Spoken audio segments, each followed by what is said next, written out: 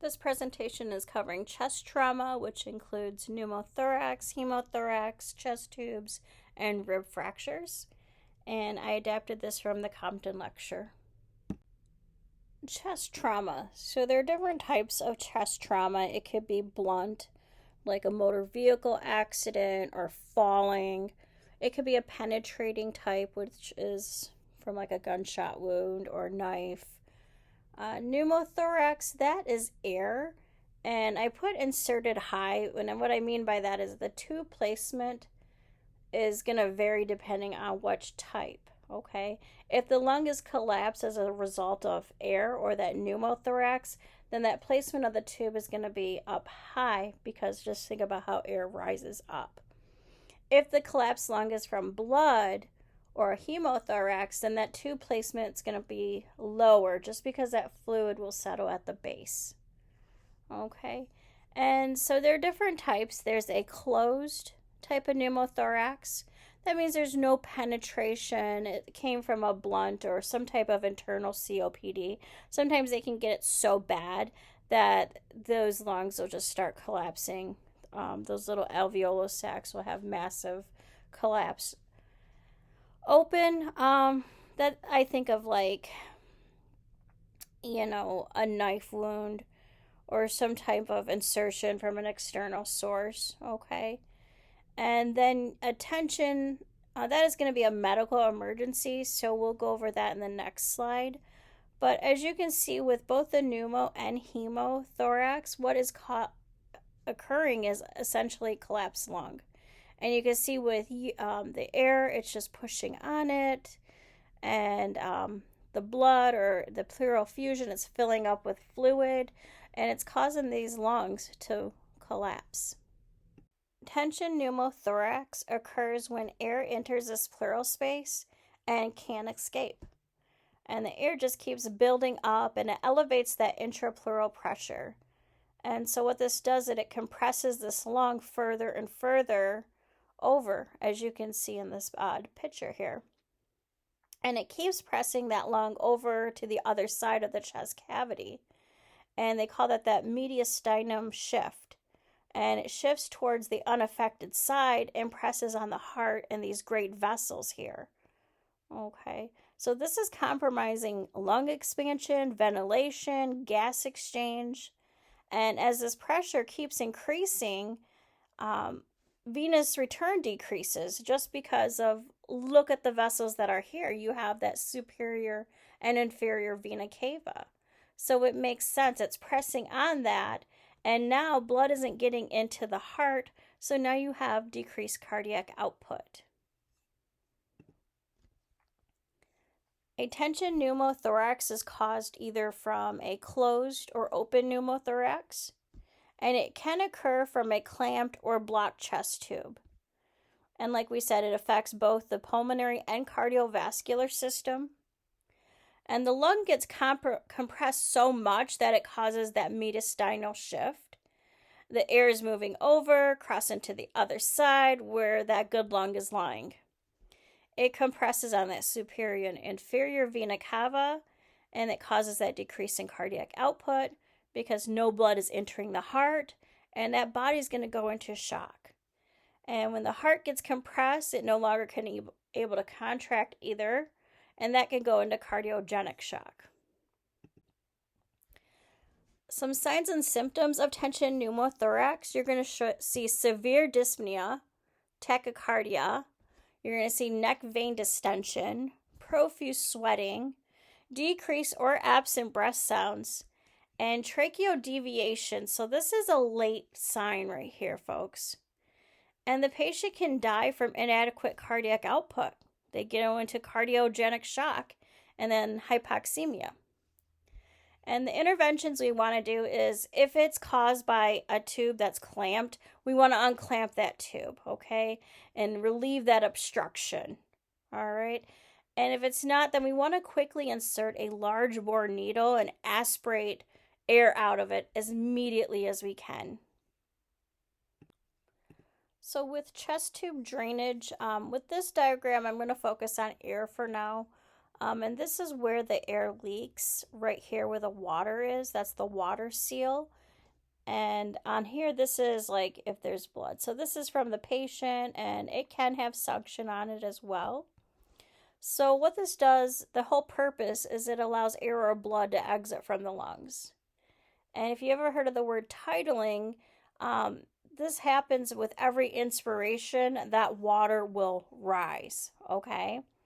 And then you're going to hear bubbles, and air is leaking into that chamber, and that's why you're hearing those bubbles. So that really means that it's working, okay? And we want to hear those bubbles, especially when it has been like just inserted. And so when it's first inserted, we kind of want to have that continual monitoring. We want to monitor at least every 1 to 2 hours. And the concern is in that initial first insertion, if that bubbles stop, then we need to check the patency of that tubing. Make sure that it's not kinked or hasn't fell out of the patient, okay? And it is normal to have water in the chamber, as this acts as a one-way valve. And so we only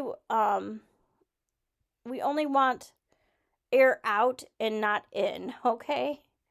And then sometimes we can place a Vaseline gauze on the patient over their site where that tube is inserted.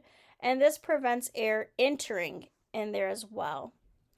And then once the patient is complaining of pain, this is actually a good sign. So that means that all that air is expelled out of that pleural cavity, and that lung is fully inflated now.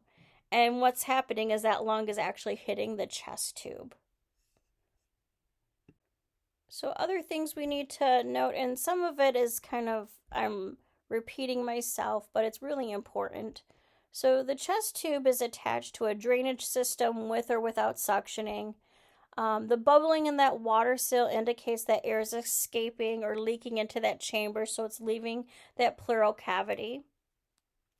Bubbling will eventually slowly and then stop as that pneumo has resolved after a few days, okay? So it's important to emphasize after days, not when it first got inserted, okay?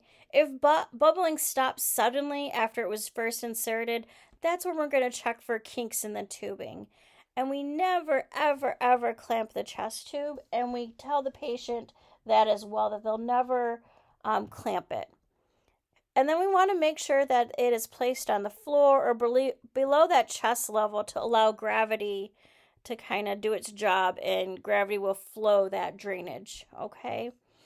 Now, when a patient is ambulating, and I've seen it in the hallway, they'll be carrying it up above their chest, and you have to instruct them that they're just going to have to dangle that with their arm, because sometimes they'll try to hold it with both arms, and they're lifting it up past their chest, and you have to explain to them, you have to put it down. You cannot, or you carry it for them, so that way it's below their chest level.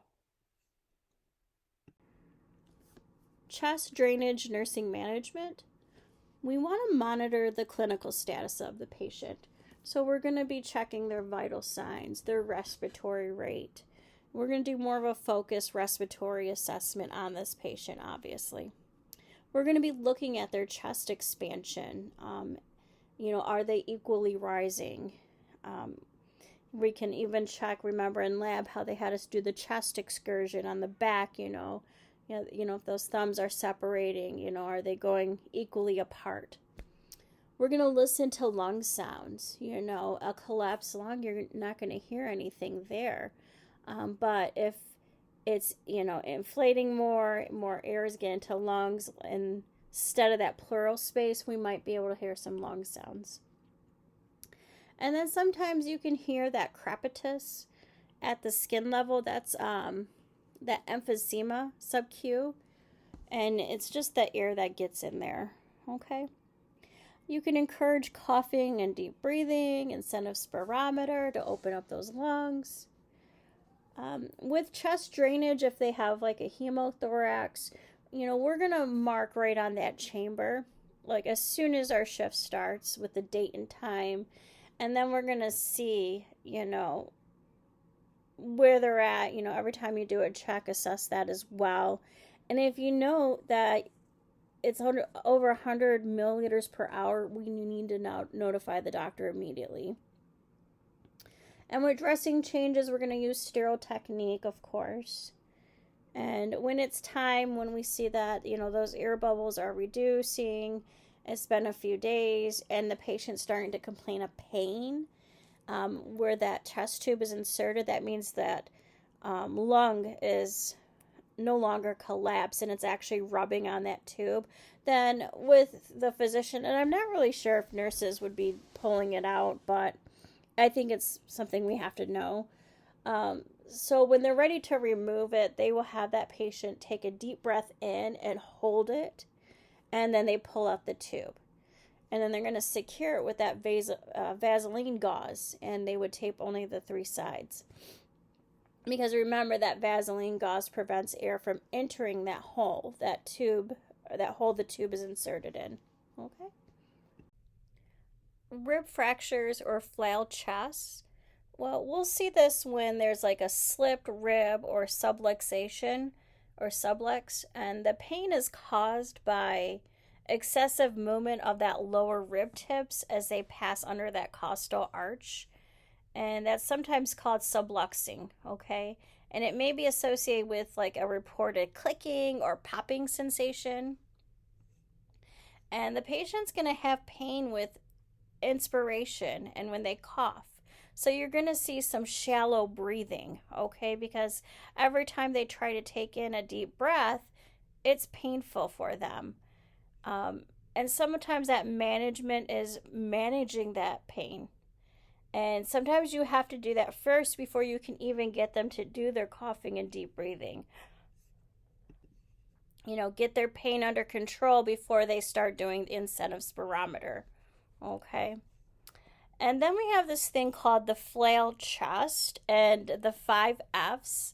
So you have fractures, effed up chest movements, and fails to fill, fatal if not treated, and you have to fix it with wires. So if you look at this over here, the chest, and this is what they mean by like the effed up movement. So you have these ribs that are just independent on their own. So while you're taking a breath in, these independent ribs will go in.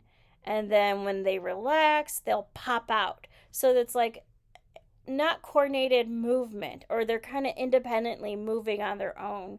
And I seen a video of it, and it's really kind of freaky. So I won't forget what that means, okay? Having that flailing chest. And it makes sense that they would have to wire it to, keep it fixed. You can't wear a cast, you can't, because those are something that's constantly moving. You'll see rapid, shallow respirations because, why shallow? Because they can't take deep breaths in. Remember how hard that is for them and how painful that is. And then they're going to have tachycardia. They're going to have that paradoxical respirations. That's what they call that flailing chest, okay? And then they can get that crepitus, or that air gets trapped under the skin, so that subcutaneous emphysema. It'll be like a crackling sound, okay?